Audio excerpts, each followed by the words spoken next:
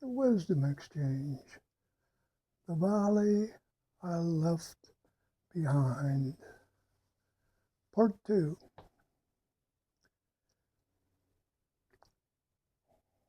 Welcome back.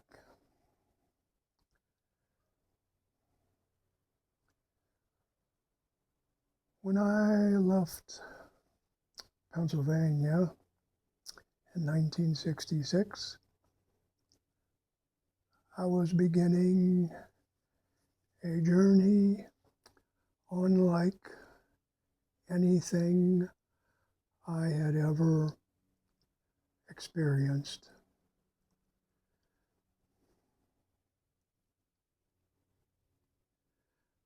I had never been further west than just across the Ohio state line.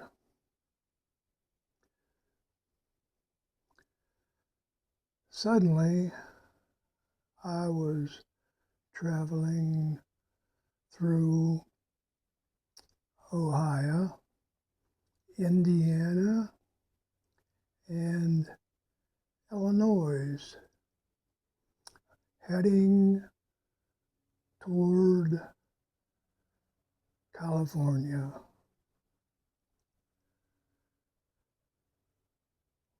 For someone raised among the rolling hills of Southwest PA,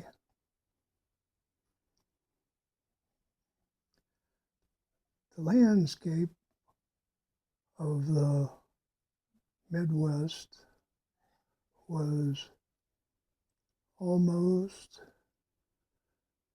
overwhelming. The hills were gone. In their place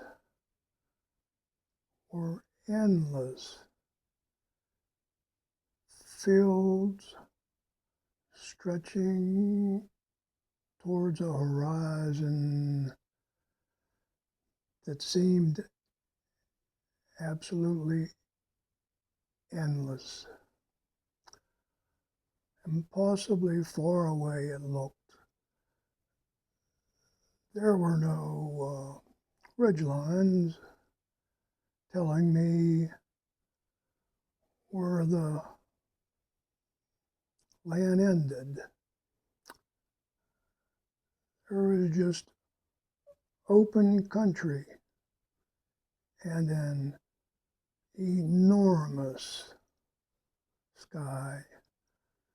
I remember being amazed by all that flat land.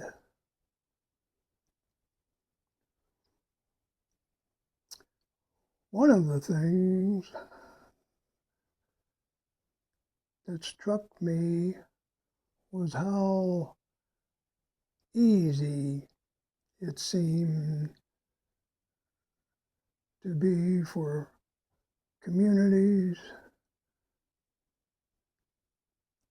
to have baseball fields back home. Finding enough level ground for playing sports was a challenge.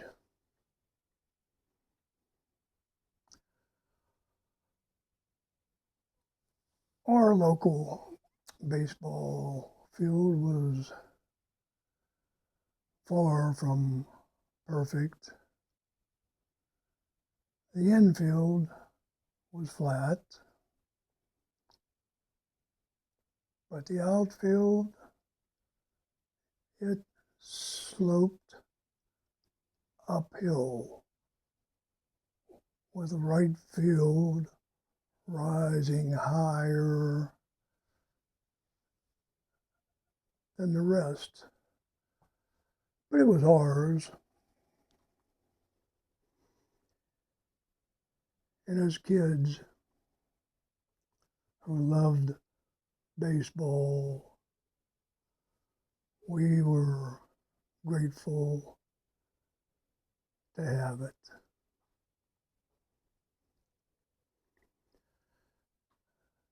Now, as I drove through the Midwest, I began to understand why this region was called America's heartland. The fields seemed endless. Corn and other crops stretched mile after mile as far as the eye could see. I was seeing the breadbasket of America. There was something deeply impressive about the abundance of that land, the sheer abundance, amazing. At the same time, I felt another emotion. That emotion was homesickness.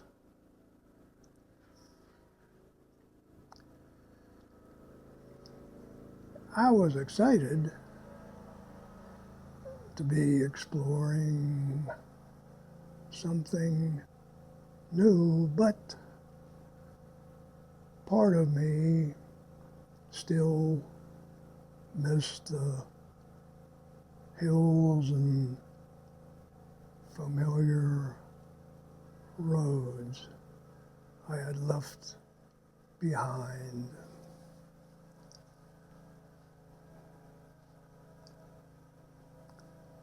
Near Indianapolis, Interstate 70 just sort of disappeared. In its place were construction zones and orange barrels everywhere.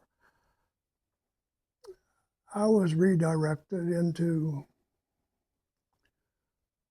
Route 40, the old national road that passed through my old hometown. That highway had a special significance because it ran through our town and was one of America's earliest major roads. It was historical. It connected communities across the country.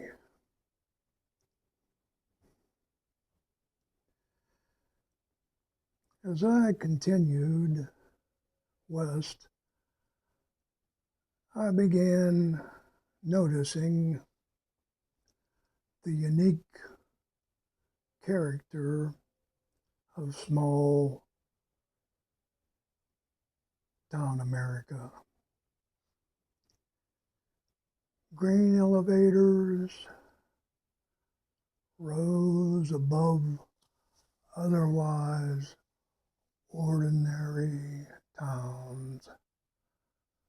I thought of them as the skyscrapers of the Great Plains.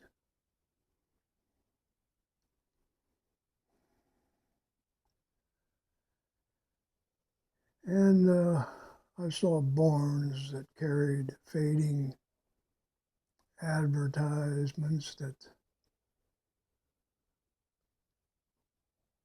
advertised meal pouch tobacco.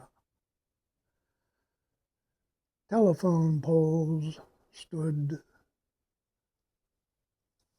beside country roads like soldiers lined up in formation.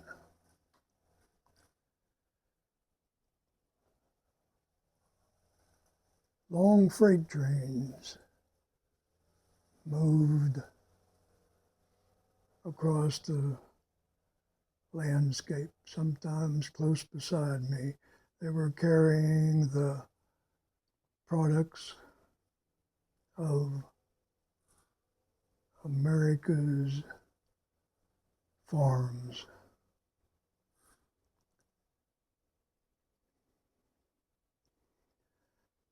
The scale of everything amazed me.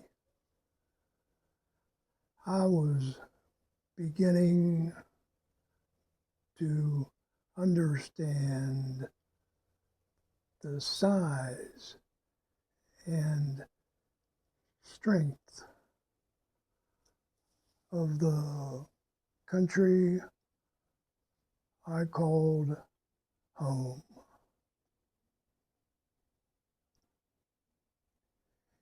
Even the gas stations seemed different. I was used to Amoco back home. That was one of the few brands of gas I knew. But now I saw Sinclair stations with their green dinosaur signs advertising Sinclair gas. There was also Texaco, Gulf, Phillips 66, and Standard Oil, all unfamiliar names to me. Each one was a reminder that I was traveling further away from everything familiar.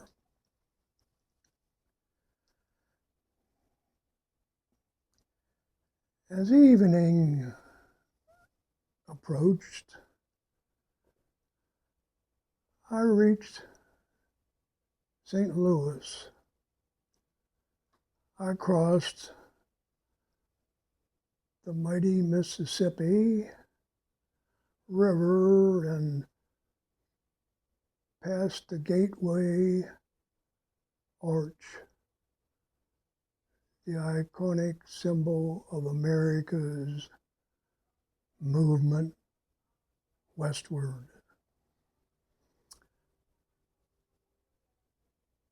For a young man beginning his own journey west, it seemed like a fitting milestone.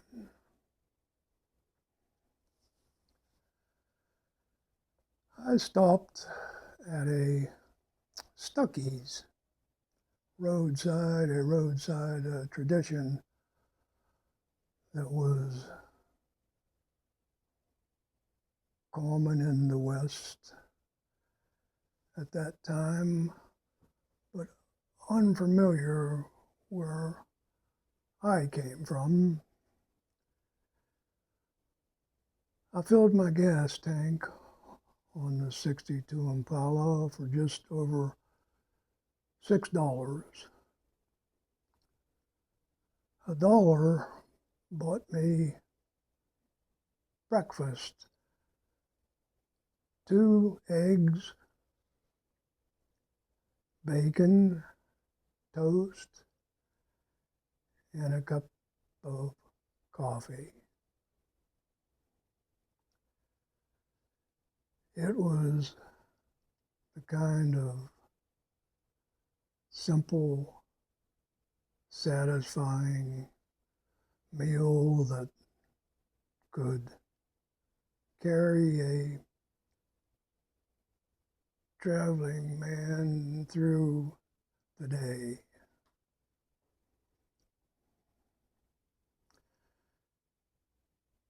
Before leaving the Stuckey's, I picked up a free road map of Missouri, and I bought a Stuckey's pecan log for 29 cents, something to snack on during the drive. Small moments,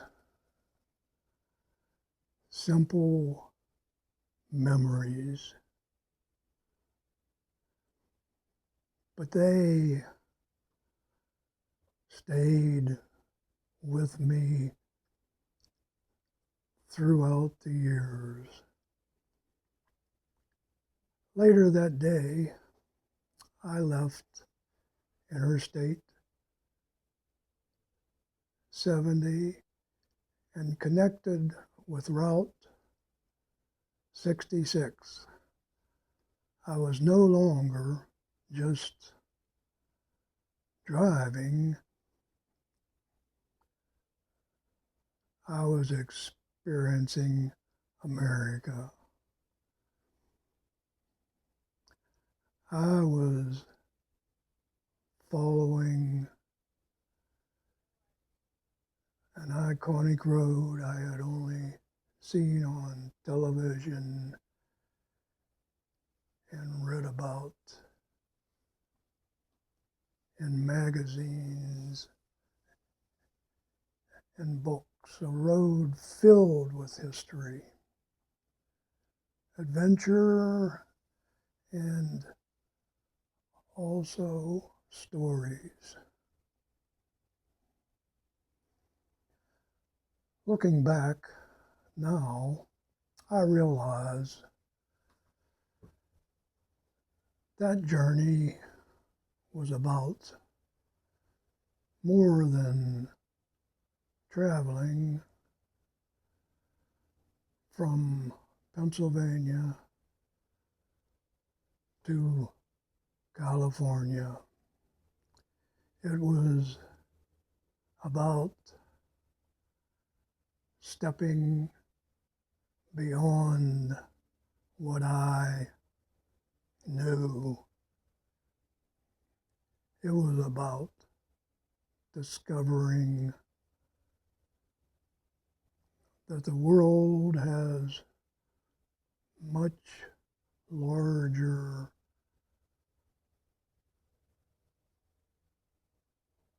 It was much larger, more diverse, and more fascinating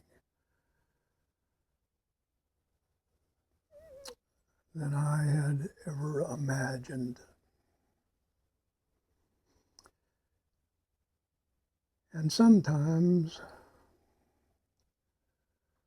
the greatest lessons in life begin when we are willing to leave the familiar behind.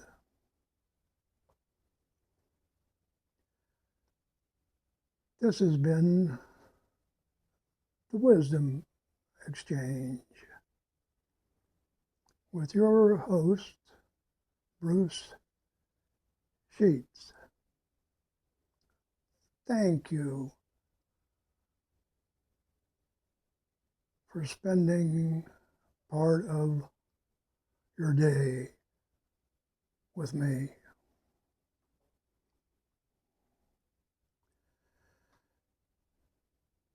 Today's story was about leaving the valley I called home and beginning a journey that changed my life forever. But every one of us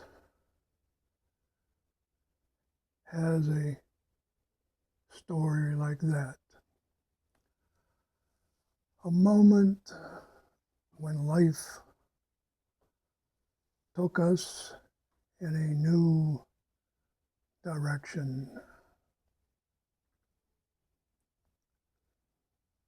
Maybe it was leaving home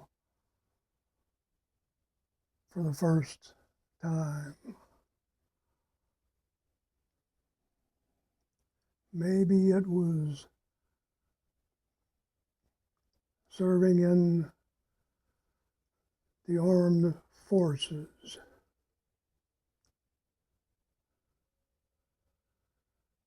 Possibly it was starting a new career, raising a family, overcoming a hardship, or taking a leap of faith that changed your life.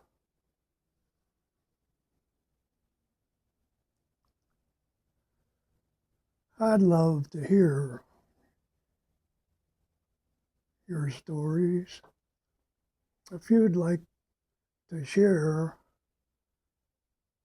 one of those life-changing experiences, send it to me at radiohill@gmail.com. That's radio as in radio tire at gmail.com. I will personally read every submission, and with your permission, I'll feature some of your stories in our weekly Wisdom Exchange newsletter.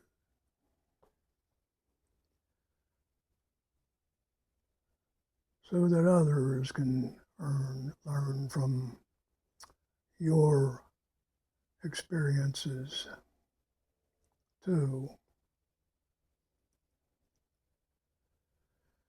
Because wisdom isn't found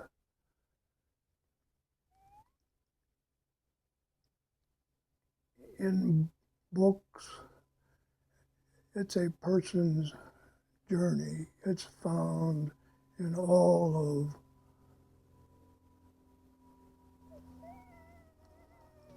of us, learning from one another. Until next time,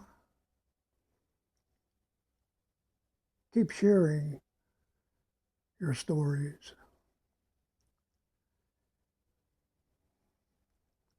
Keep learning from each other, and never underestimate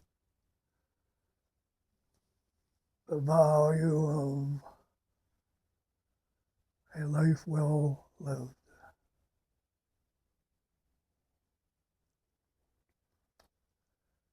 Until the next time, thanks for watching. I'll see you next week on the Wisdom Exchange.